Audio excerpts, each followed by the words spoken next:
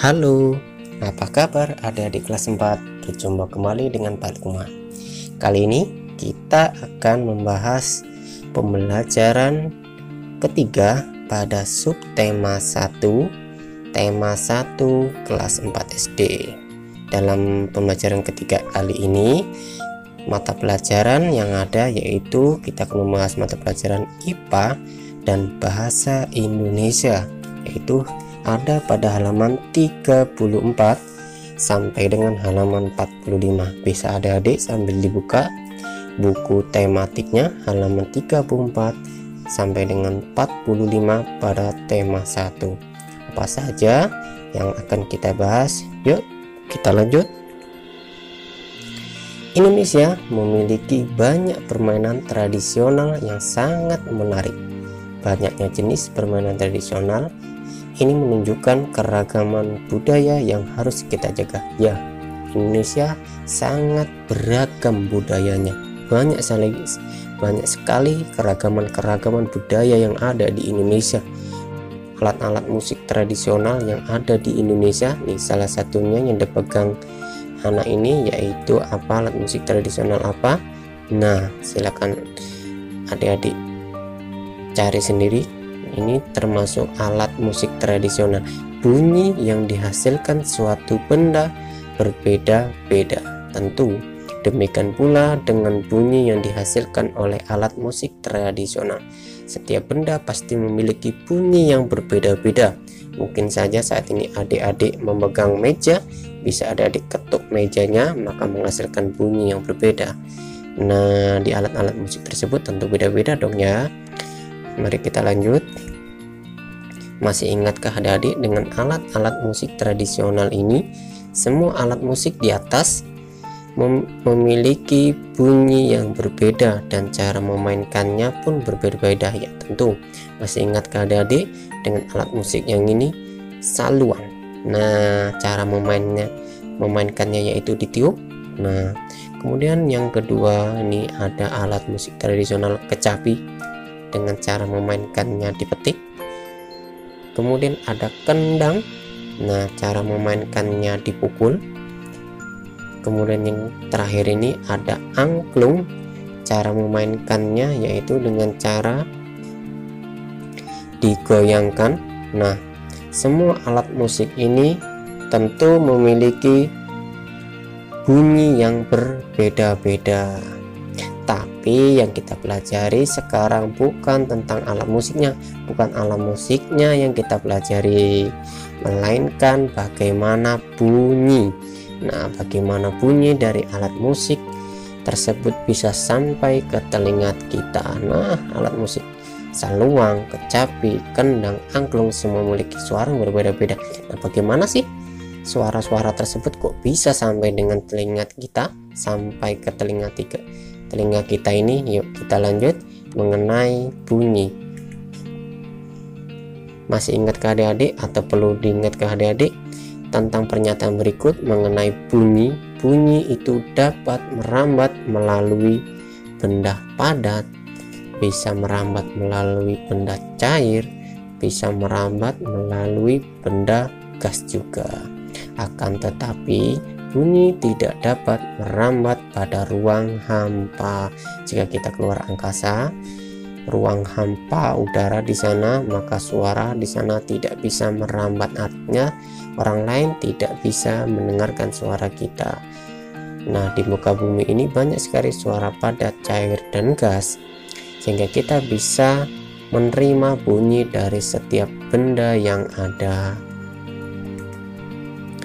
Nah, untuk membuktikan bahwasannya bunyi itu dapat merambat dari ketiga jenis benda, mari kita lakukan percobaan. Yang pertama, percobaan pertama ini kita akan membuktikan bahwasannya bunyi itu dapat merambat melalui udara. Nah, pertama ada disiapkan alat dan bahannya. Bisa adik-adik ajak teman adik-adik, satu orang saja, jadi 2 orang. Terserah siapa saja untuk membuktikan bahwasannya bunyi itu ternyata dapat merambat melalui udara. Siapkan alat dan bahannya dulu, yaitu selang plastik sepanjang 2 meter atau lebih. Nah, selang plastik banyak sekali selang-selang di rumah. Di sana coba adik-adik ambil, kemudian langkah kerjanya bagaimana? Pegang salah satu ujung selang dan minta temanmu memegang ujung lainnya. Nah, dekatkan ujung selang ke telinga, minta temanmu berbicara melalui ujung selang yang ia pegang. Dengarkan dan catat apa yang ia sampaikan, berikan hasilnya kepada temanmu untuk diperiksa. Nah, adik-adik ambil sebuah selang, kemudian satu selang bisa adik-adik taruh di telinga adik-adik, suruh teman atau perintahkan teman kalian untuk berbicara melalui selang tersebut. Nah, kemudian adik-adik dengarkan apa yang kawan adik-adik itu sampaikan, kemudian coba tanyakan kepada kawan adik-adik apakah benar yang adik dengar tadi suara tersebut. Itu percobaan yang pertama. Kemudian percobaan yang kedua yaitu membuktikan bunyi merambat melalui benda padat. Nah, ini membuktikan bahwasanya katanya bunyi itu dapat merambat melalui benda padat. Nah, siapkan juga alat dan bahannya, yaitu pertama gelas plastik, kemudian ada benang kasur, banyak sekali, benang layangan juga bisa, benang wol dan lain sebagainya, benang kasur yang agak tebal sedikit. Kemudian ada paku, gurumu yang akan menggunakan. Nah, di sini paku ini bisa adik-adik sendiri, yang penting cukup hati-hati, jangan sembarangan menggunakan paku karena paku itu tajam. Langkah kerjanya bagaimana? Yang pertama, buatlah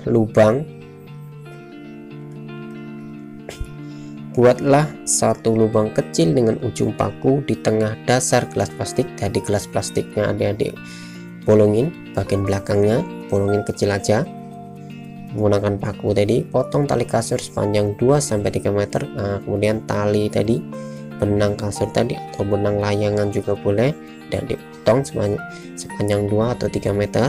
Masukkan benang ke dalam gelas plastik yang melalui lubang kecil tadi. Setelah lubang gelas adik-adik dilubangin, masukkan benang tersebut ke dalam, benang tadi ke dalam lubangnya, kemudian buat simbol diikat. Adik-adik ikat jangan sampai terlepas. Kemudian coba berbicara dengan temanmu melalui telepon gelas plastik. Nah, ini seru sekali adik-adik, coba adik-adik praktekkan ini. Bisa mencoba telepon, tidak perlu menggunakan telepon yang canggih nih, bisa adik-adik coba menggunakan telepon, menggunakan benang telepon dari benang nih. Wah, ini seru sekali adik-adik, bisa adik-adik coba di rumah. Lepaskan benang dari gelas plastik, coba berbicara dengan temanmu melalui telepon gelas plastik tanpa benang. Apa bedanya? Coba bisa adik-adik lakukan percobaan yang kedua ini. Kemudian percobaan yang ketiga ini membuktikan bunyi ini dapat merambat melalui benda cair. Nah, nih tadi sudah melalui benda gas, kemudian benda padat, yang ini melalui benda cair. Nah, alat dan bahannya apa? Perhatikan di situ. Pertama ada ember besar, siapkan ember besar. Nah, ember yang penting untuk tempat air. Kemudian ada airnya, air apa? Air apa saja boleh, air dari sumur saja. Kemudian ada batu koral. Nah, ini siapkan batu koral. Batu koral untuk apa, Pak? Berapa banyak? Batu koralnya cukup satu saja. Batu apa saja juga boleh. Nggak harus, kalau tidak ada batu koral bisa menggunakan batu bata atau batu yang lain. Kemudian corong kecil. Corong ini biasa untuk apa? Bensin. Itu bisa juga ada digunakan corongnya. Langkah kerjanya bagaimana? Yang pertama, isi ember dengan air hingga penuh ya. Embernya ada diisi dulu dengan air hingga penuh, kemudian masukkan corong ke dalam ember hingga bagian bawahnya terendam.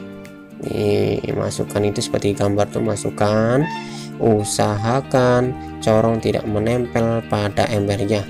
Jadi jangan sampai menempel ember corongnya, jadi tak di tengah-tengah adik pegang, kemudian masukkan ke dalam ember yang berisi air. Ketuklah salah satu sisi ember dengan menggunakan batu secara perlahan. Sementara itu dekatkan telingamu pada bagian atas corong. Nah, ini seperti di gambar ini. Nih, telinganya mendekat pada corong, kemudian ini diketuk. Coba adik-adik ketuk. Nah, bagaimana hasilnya? Coba dengarkan, catat hasilnya. Apakah bunyi itu dapat merambat melalui benda cair berupa air ini, kemudian bisa terdengar melalui corong. Nah, percobaan ketiga-tiganya bisa adik lakukan. Kemudian kita melanjut ke mata pelajaran bahasa Indonesia, yaitu tentang gagasan pokok dan gagasan pendukung. Nah, ini perlu ada diingat kembali nih. Setiap bacaan biasanya terdiri atas beberapa paragraf.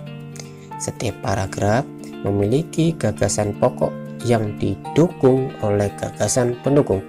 Gagasan pokok adalah ide utama yang dibahas dalam suatu bacaan, dapat berupa kalimat inti atau berupa pokok paragraf. Gagasan pendukung adalah uraian atau tambahan informasi untuk gagasan pokok.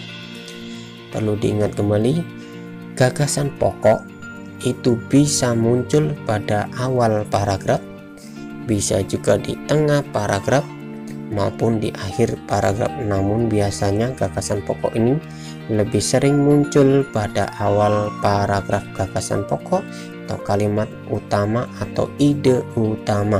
Di sini adik-adik masih belajar mengenai gagasan pokok. Kemudian, nah, ini menulis gagasan pokok dan gagasan pendukung. Di sini tugas adik-adik mencari gagasan pokok dan gagasan pendukung yang ada dalam bacaan sebuah teks ini dengan judul Siap Menghadapi Musim Hujan. Adik-adik kembali lagi pada halaman 29. Di sana ada sebuah teks Siap Menghadapi Musim Hujan. Silakan adik-adik cari gagasan pokok dari setiap paragraf. Di sini ada berapa paragraf? Ada 1, ada 2, kemudian ada 3. Ada 3 paragraf. Bisa adik-adik cari kalimat mana yang termasuk dalam gagasan pokok, dan kalimat-kalimat selanjutnya atau sisanya yaitu sebagai gagasan pendukung, sama di paragraf kedua dan paragraf ketiga. Terima kasih, sampai di sini saja adik-adik. Selamat berjumpa kembali dengan Pak Lukman.